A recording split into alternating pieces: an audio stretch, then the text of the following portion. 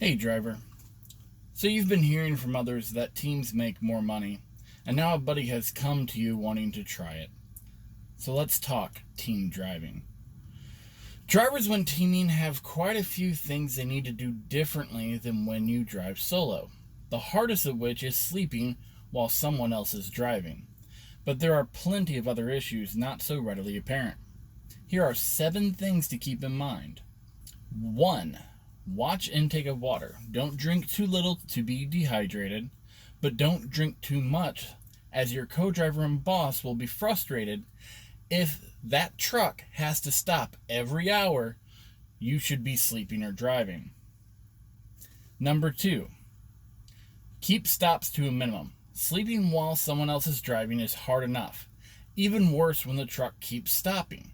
Make sure to get all of your needs met when the truck is already stopped for another reason. Number 3, use the bed restraints. As someone who has had a co-driver get into an accident while I was in the bunk, they work and save lives. I will be doing another video later on how to use them safely and comfortably. Number 4, keep your schedule to a 12-hour split.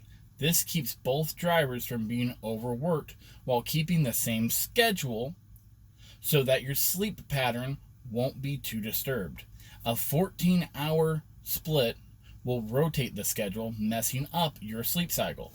Decide with your co-driver before starting, but I would suggest swapping around noon and midnight. That way both drivers will get some sunlight in. Number 5, keep your bedding simple.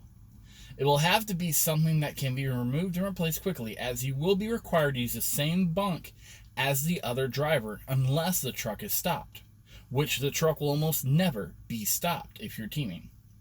Sleeping bags are great for this. Have a sheet under your sleeping bag and add a pillow and you're in business.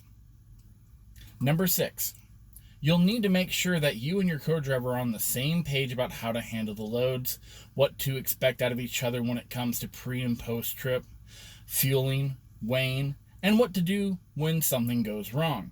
Nobody wants to be woken up every time there is a problem. Number 7, if the co-driver is unable or unwilling to sit down and talk these things out beforehand, this is a big red flag that you will not be having a good time if you team with them. Because if they can't or won't work with you now, how bad will it be when you are angry at each other in the middle of nowhere? Any problem with somebody like that will be like pulling teeth.